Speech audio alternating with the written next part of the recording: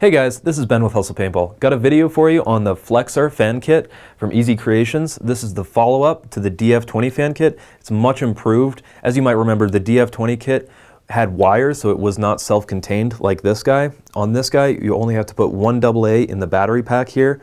We'll power both of these fans, which are connected to the battery pack via this FlexR technology.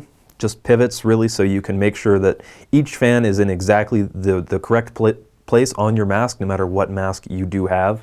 So it is a little bit louder than the DF20, which was one of our favorite things about the DF20. However, it's really not that bad, especially when you compare it to the leading self-contained fan kit on the market, the JT Vortex. Now, the FlexR is about 3 times more expensive than this, which is plastic and a little bit lighter. The problem we have with this, of course, is that's pretty obnoxious. I wouldn't want it on top of my mask, even if I was playing paintball with, all the noises going on around me. To compare, this is the FlexR, and that is high fan mode. You can switch it down to low if you so feel. You can also control both fans individually to either vent air out of the mask or blow it into the mask. So you could have one venting, one blowing to really maximize the circulation. So altogether, very pleased with this product from Easy Creations. And without further ado, we're going to go ahead and show you how to mount it to a mask and go over some of the pros and cons, see if it's really worth all that money. All right, so this is everything that comes in the box. We've got the FlexR unit itself, the mounting systems over here, the manual and the stickers, and these little rubber patches. I'll go into those in a minute. First of all, the box. Open this up here. You get this nice cutout foam, very nice professional looking package. You also get a AA when you open the box. So very nice, something you would expect from a higher priced item. And yeah, like I said, very nice presentation. Also the sticker, important if you want to rep the company. And the warranty, not too much. It's a little bit weak on the information, but questions, if you have any questions, they could be answered in here. If not, check out their website or, rewatch this video because hopefully we answer all the questions you could have. The mounting systems themselves, we have these little quick ties. They would just go around the bracket here like that and through the mask. The problem with that, of course, is to move the fans kit or to take it off, you would have to cut through the quick ties, therefore meaning you wouldn't have a quick tie anymore. This is my favorite. It's the Lazy Man's mounting option. You just adhesive one side to the bottom of the battery unit and one side to the mask. And then you could connect and disconnect the FlexR very easily. Of course, if the adhesive comes out, that again will be you'll need to explore another mounting option, such as these. We have the short hooks and the long hooks over here. So these guys will just go through the venting and be connected with these tightening nuts. I personally like the long ones. That's what we will use. First of all, though, I wanted to go over this. This rubber pad right here goes on the bottom of the battery case. Now, you probably wouldn't be able to mount it with the Velcro or anything else on this adhesive.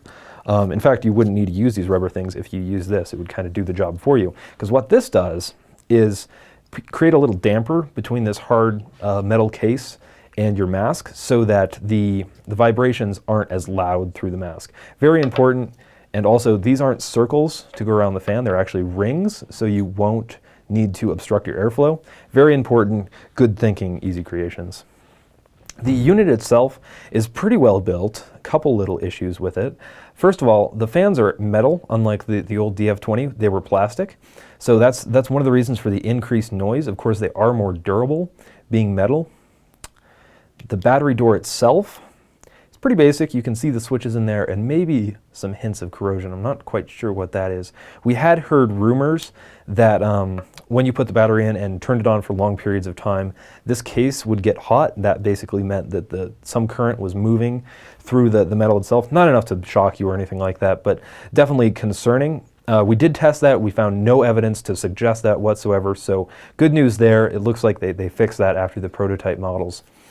The fans themselves are pretty hard to, pretty impossible to get open, so if you do get shot in here and get fragments of paint or shell, it'll probably stick and be no good anymore.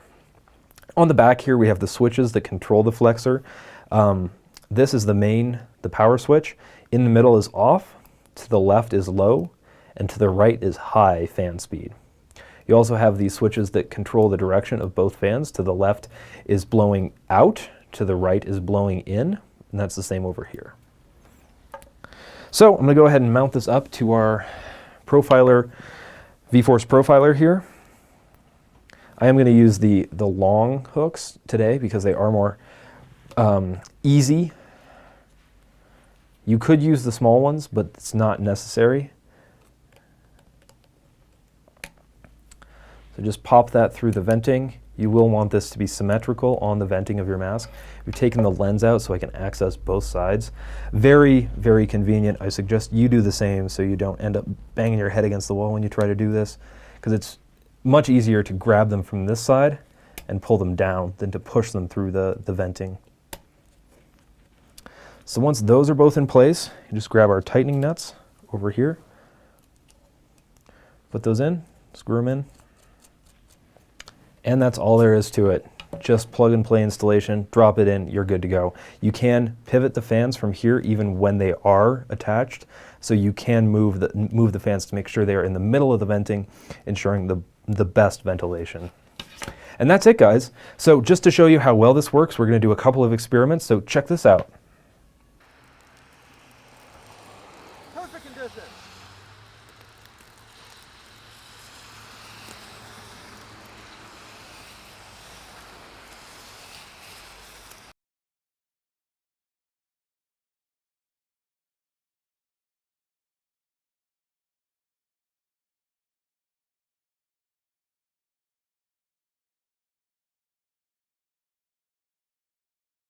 All right, guys.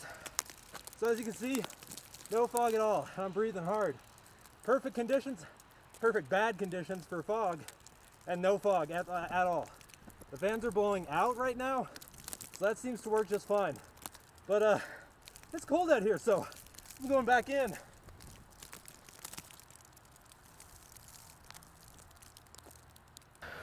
Whew. All right.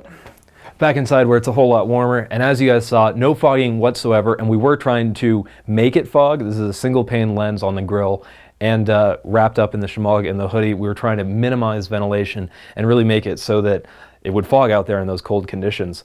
I did have both of the fans venting out. I generally find that's a better way to prevent fogging because it pulls all the hot moist air out. I generally find that there's more air coming in through the bottom here, and you don't need to really push air into the mask. But of course, you can change that depending on what you find works best for you. And that's one of the great things about this FlexR.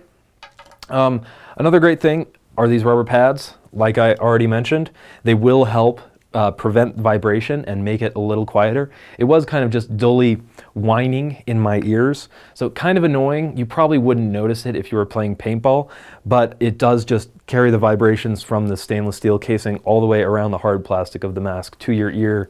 So this rubber will help, and that's a nice bit of foresight, nice bit of planning from Easy Creations. Happy to see that. Also, the only other thing that I would really, I don't know, it's a pro and a con at the same time where these switches are, because they are kind of hard to access. They're low down and in the back here, so they are in between the foam of your mask that's pressing against your face and the battery case itself. They can be kind of hard to find and to flick on or off depending on what you want. So I would get familiar with where the switches need to be for you and turn it on before you put your mask on and then go play. Otherwise, you might kind of be on the struggle bus if you're trying to switch these around in the middle of a game, and you really don't want to have to take your mask off to figure out what's going on with your FlexR. That being said, take out the JT Vortex here. This has a much more easy to access switch. Of course, it also kind of looks like you got an antenna sticking out of your head, so a bit silly. I actually overall would like this better. I just wish they were a little easier, or maybe forward rather than backward. The only other problem I could see with this in a real world situation is these fans themselves are crimped together, either that or welded, and it could be impossible to take these apart and clean any parts. So if you do get like shot in the top of the mask, which definitely does happen, and you get paint in these fans, it might be game over for your quite expensive fan kit. And that would be really sad, unhappy if that ever happens. But all those things put together, I would still say that this is the best fan kit on the market. The build quality could be a little bit better for the price point. I'd say they're about $15 or $20 off on that. So either I'd like to see the price drop or the build quality come up. However, I would still pay the full price for this and be happy with it if I did need a fan kit. Of course, I would stress that this is about twice as expensive as a thermal lens for the grill. So first of all, I would upgrade your lens from a single pane to a thermal if you're fogging your single pane lens. After that, if you're still fogging it, definitely get one of these. Fog will be no more. So that being said, guys, if you wanted to pick up the FlexR fan kit from Easy Creations or any of these masks or any thermal lenses, you could do so at hustlepaintball.com. Make sure to like us on Facebook, follow us on Twitter, and of course, subscribe to our YouTube channel. Check out pbriot.com, where the conversation Everything Paintball is always happening, and similarly, read our blogs, where we're just going over everything in better detail or greater detail than we can in videos. And if you've got any questions or comments, make sure to email us at videos@hustlepaintball.com. And I will see you guys next time.